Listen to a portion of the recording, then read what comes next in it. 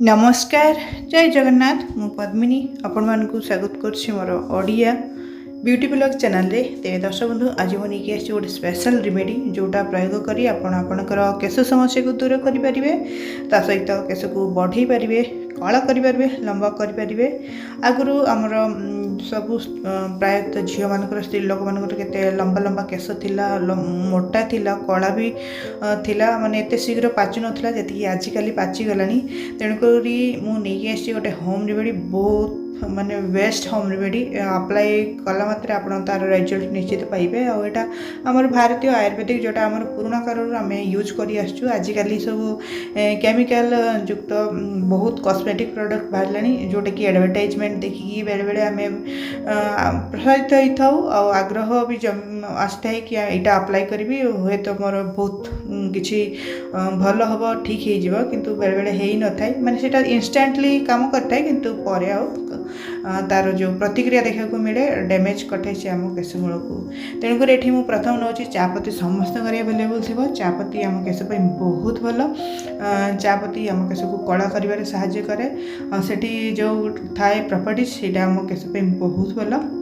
Next मुझे add कर flax seeds जोटा कि आमर जेली टाइप रही जाए और से भी केश बहुत भल से आम केश को सिल्की बनाए हेल्दी बन थाए मूल मजबूत करता है तेणुक फ्लैक्स सीड निश्चय यूज करूँ जदि अवेलेबल अच्छी ना भी आप स्किप करेंगे किंतु फ्लैक्स सीड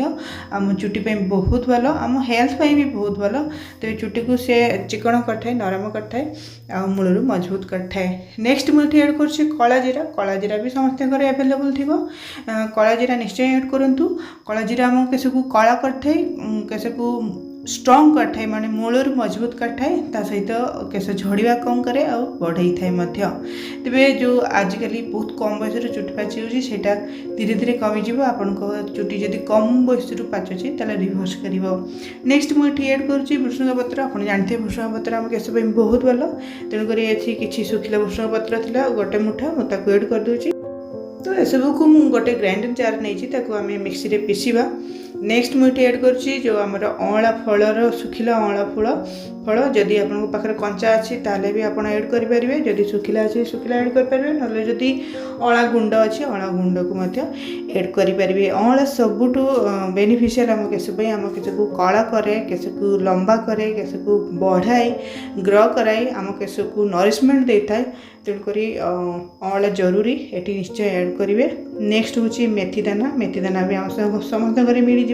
मेथी दाना आम चुटी को स्ट्रॉन्ग करे हेल्दी करता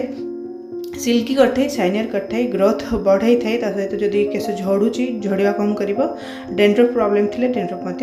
केयर कर ये सब को मिसेकी आम मिक्सी रे पीसी ना ग्राइंडिंग करना दरदरा करके पेसी ना तब देखिपे मुझे दरदरा करके पेसी नहीं एथर आम नब गोटे कड़ाई आप चाहिए लुहा कड़ाई नहीं पारती लुहा कड़ाई बहुत भल जदि ना आप जेकोसी कड़ाई नहीं पारे तो सेठी मुझे ऐड कर गोटे गिना आमर सोरिष तेल आम सोरिष तेल आम चुटी को मोटा करता स्ट्रॉन्ग करता मूल मजबूत करता कला करता तेणुक मुझे नौ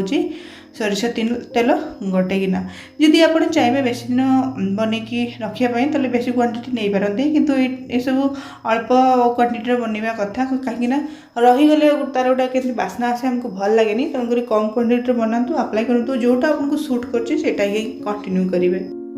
एथर जो ग्राइंडिंग करके रखी थे आम पाउडर ताको ऐड करदे और फुटिया को दवा 10 ରୁ 15 मिनिट लो फ्लेम करके माने आंच को पूरा धीमा करके कम करके किसी समय आम भल भाव मिक्स करवा किसी ना फुटिया को दवा जो द्वारा तार जो सब आम इनग्रेडिएंट्स ऐड करे तार गुडनेस तेलरे आसीबो से तेल को आम मसाज करवा तो ये तेल को जब रेगुलाली लगे निश्चित भाव में आपंकर जो असमय पाचुची पाचबनी स्लो डाउन कर से सहित आपंकर जो चुटी हेल्दी हम लंबा हम मोटा हम जदि झड़ुथो झड़वा कमिज पतला हो जाए पुणी थे मोटा हो चुटी नरम हम तेज फुटे सारापर ठंडा करके आम छाकुणी छाण नवा आ गोटे जगह को ट्रांसफर करने ग्लास माने काच बटल ढालिकी स्टोर करके रखी नवा तेरे काच बटल जदि ना आप जेकोसी टाइट कंटेनर हो टाइट लगुव तार ढाकुणी से ऐड करके आपन रखिए। आपन जब भी चाहिए आपको राति रे अप्लाई करिए बहुत भल हम। राति रे अप्लाई करिए भल भाव में सर्कुलर मोशन रे आंगुल सहित एकदम गुले गुले करकिना भल भाव मसाज करके चुटी रे राति रे शोइजिबे। नेक्स्ट डे मॉर्निंग आपन शैम्पू कटि पारती कहीं तेल टे बहलिया होता है भल लगे। तो देखिए मो झीर मुंडे मु प्राय सोरिष तेल ही अप्लाई करता है और ये टाइप तेल ही अप्लाई करता है। तो चुटी केते माने सिल्की आउ शाइनर केते कला भी आ बहुत हेल्दी भी। तो ये पूरा डायरेक्ट आप लाइव देखा चाहिए मुझे देखीदेवी। तर चुटी बहुत शीघ्र शीघ्र बढ़े और मत काटा भी पड़ी थाए।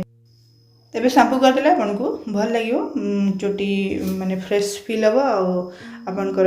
चुटी सिल्की भी हम। तेबे याकू रेगुलाली सप्ताह 2 ରୁ 3 थर अप्लाई करूँ देखिए निश्चित आपणकर चुटी झड़ा कमी जा सहित हेल्दी डाइट नियंतु चुटीर केयर करूँ। तेबे ये वीडियोटी आशा करुँच भल लगी भल लगे लाइक करेंगे चैनल को सब्सक्राइब करेंगे। ए वीडियो देखिए बहुत बहुत धन्यवाद। पुणी देखा नुआ वीडियो सहित नमस्कार जय जगन्नाथ।